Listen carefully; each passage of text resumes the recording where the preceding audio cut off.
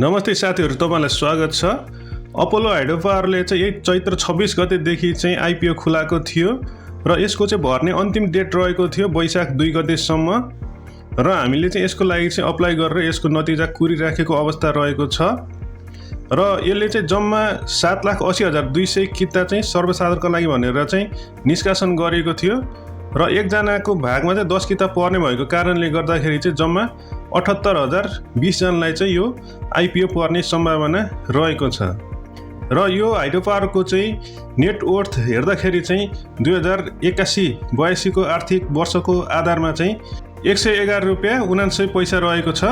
र त्यसै गरिकन यसको इपिएस रहेको छ 4 रुपैयाँ 70 पैसा र यसको आइपिओ को नतिजा चाहिँ यही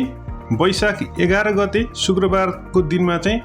बिहान 9:30 बजेतिर चाहिँ यसको आइपिओ को नतिजा चाहिँ प्रकाशन हुने वाला छ। धन्यवाद।